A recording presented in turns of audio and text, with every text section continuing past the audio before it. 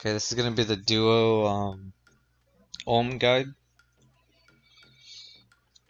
Zumi is gonna be on the mage hand roll, and I'm gonna be on the melee hand roll.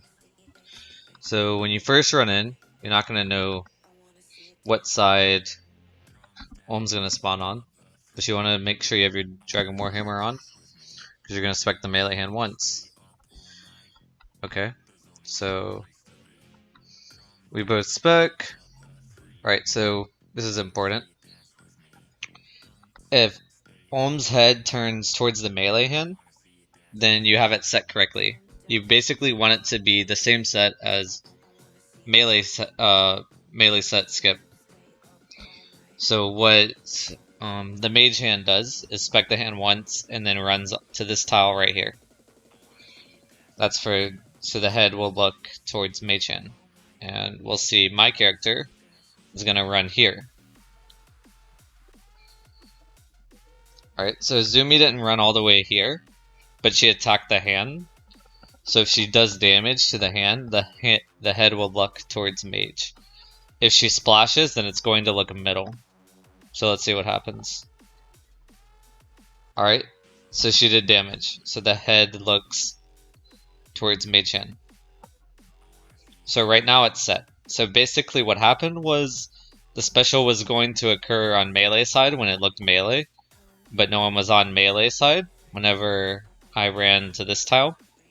So the head skipped the special, as it would on a normal melee skip. Then Zumi... Alright, so Zumi actually didn't have to run to this tile because she did damage to the hand. And the head was already looking towards mage, so what she did was went back towards the middle. And she clicked right here, but you only have to click right here, because this is the mage line, going all the way down. So if she clicked right here, it would have the same effect as clicking right here. So the head should now look middle, which it does. The hand cripples, but if the hand didn't cripple, I would then run to this tile right here after tanking one hit from Ohm. So tank one hit, and then I would run to this tile to skip the special. But since the hand crippled, I don't really have to do anything as long as Zumi keeps doing the correct thing. So, as the mage hand, whenever the head is looking middle, you want to be on the outside so you don't get hit. So when the head looks middle, you move from this tile to this tile so you don't get hit. And then when the head looks towards the mage hand, you tank a hit, obviously, but you just move to this center tile so that the head will look middle again. And that should be what happens here. Yep, so she tanks a hit, stays right there till the head moves, and then she moves out here as soon as the head starts moving. Then I'm going to tank a hit over here. Yep. And I don't know if you see right here, but I don't actually have to be on this tile if the hand is crippled. Because Zumi is right here, and we're only attacking the mage hand, the head will look towards mage, not middle. Okay, so hand should be on crippling soon, maybe next rotation. There it is, the hand is now uncrippled. Okay, so the head looks middle, and the rotation is after it does one attack, it's going to do a special. So if the head is looking middle, I tank one hit, move to the outside so it can't see me, and it skips the special. And then we just keep doing that. I move back to the center right here, so the head looks center. Move back outside to skip the special. We both move back in, so the head will look middle. And we just keep doing that. Hand cripples again. Alright, so this is the first time the head looked melee instead of mage. If you see what Zumi did, even though the hand's looking melee, she still went to the center, which is what you want to do as the mage roll. If the head is not looking if the head is looking on either outside, as the mage roll, you want to move to the center. But since the hand crippled, I don't have to skip melee skip. It might happen later, we'll see. But I just tank an extra hit here. So I tank the melee hit, then I take the middle hit, and then it looks back to the outside on mage hand.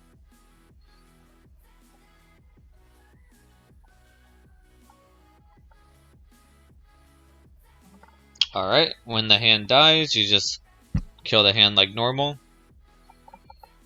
Because it's acid phase, we don't have to gap. We can stand right beside each other.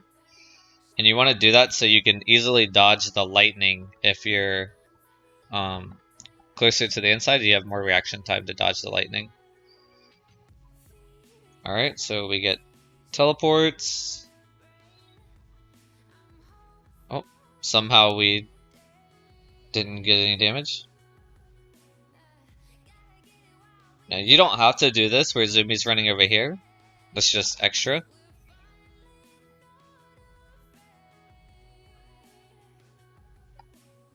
Alright, phase 1's down.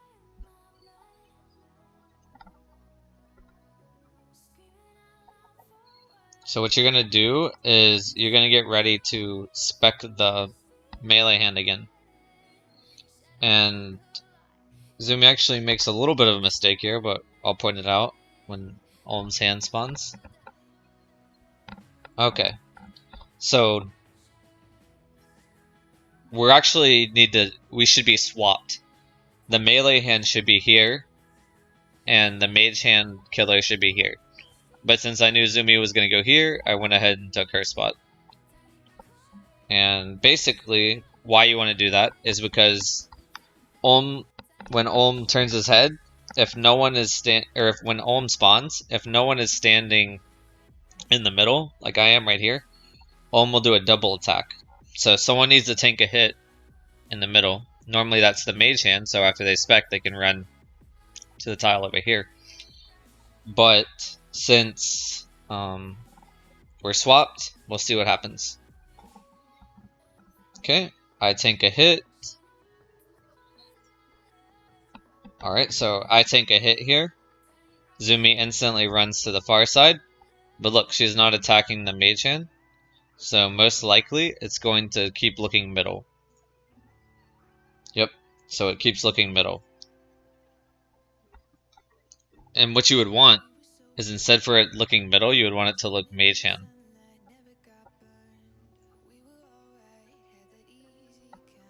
So all you do here is you make it tank. But we don't really do anything.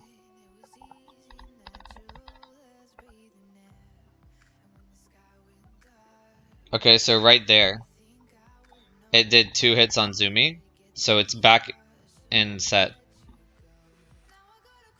I skipped the special on the outside because the hand's uncrippled. Oh, maybe I was wrong. Okay, pause. Let's go back.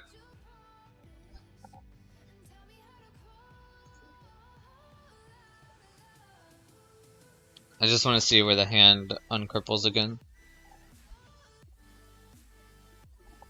Okay.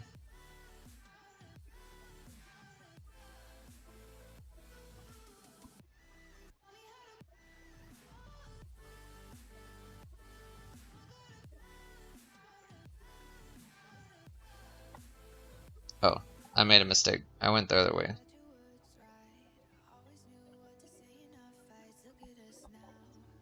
Okay. Sorry about that.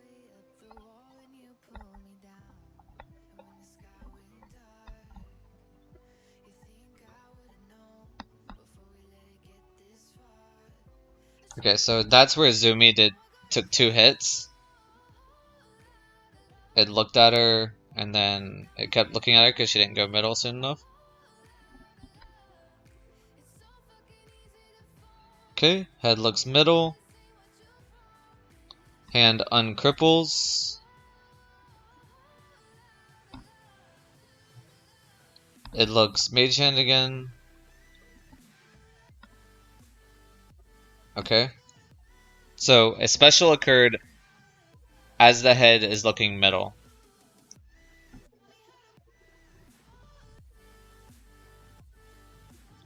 So it did one attack there, one attack middle, and then it looked to melee hand. So since it looked at melee hand, I can melee skip like usual. So I melee skip there, so it resets, skips the special, and now we're back in cycle where it'll be middle skipping.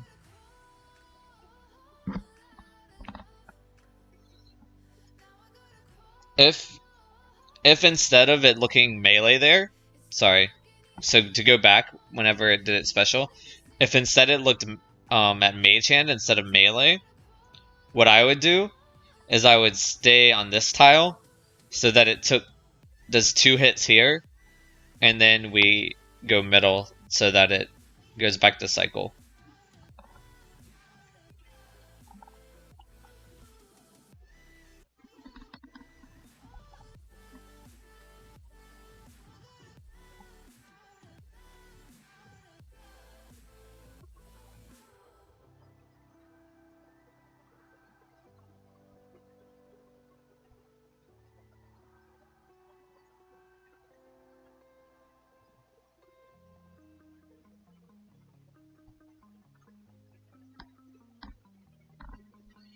Then once the hand dies, you just kill it like usual. You notice that anytime the head is looking middle, I'm gonna dodge the attack by going to the outside. But you don't have to do that. That's just a little extra. Once again, it's not flame phase, so we're gonna stand beside each other.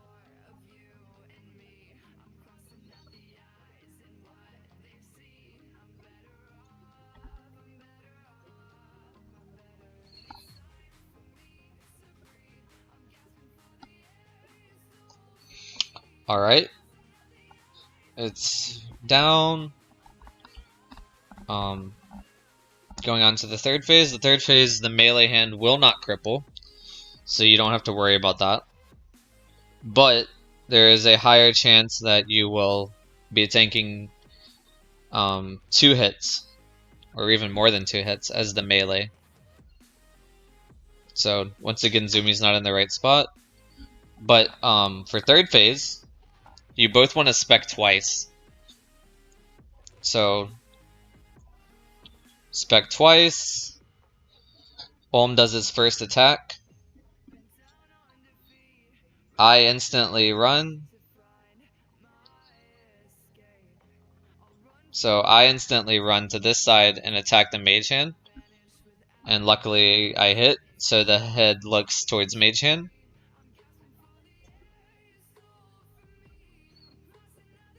Okay, so it didn't look middle. But we're in cycle now. So we both run to the outside.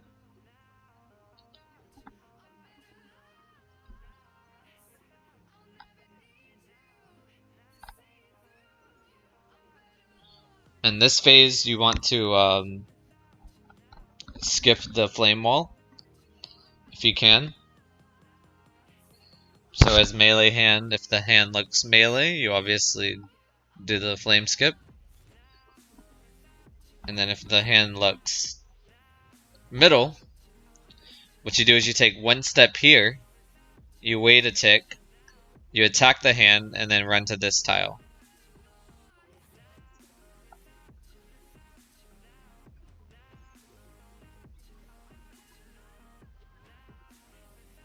That was actually a little slow. I would have gotten flamed wall there if he did it.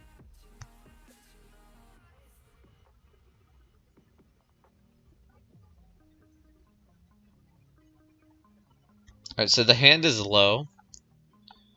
I know that the hand before was it was at like 50 HP. So I took my lance off and I punched it so I could get it even lower. And then once I got it there, I just stopped attacking, put my staff on, And when you have the staff, you just do the same thing. You attack, run to the outside.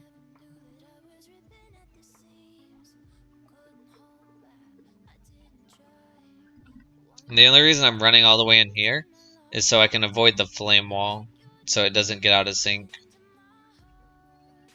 Alright, both hands die at the same time. Now, for the head phase, one of you is going to have to tank.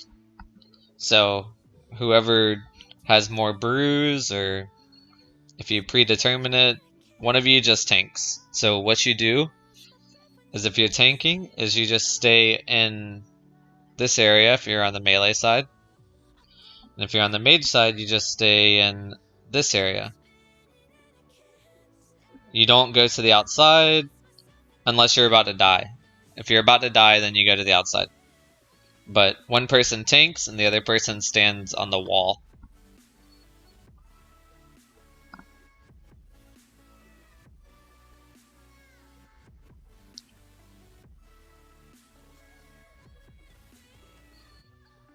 You can stand on the pools.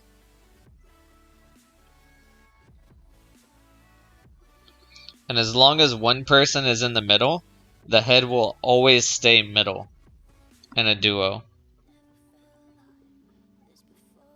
Well, if you go on this side of the middle, then the head's going to look to mage. But if you're on this side of the middle, and this person's on the outside over here, then it's always going to look middle.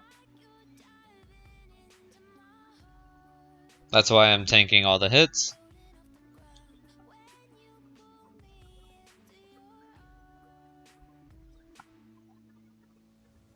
So right here, when you get the crystal, that's a good time to go to the outside and let the other person tank if you need to. Or if you get the acid trail, that's another good time.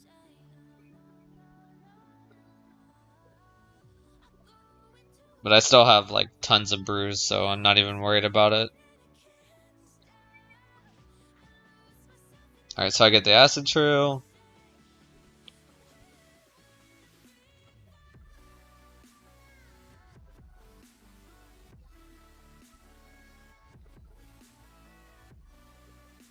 And that's the duo ohm method.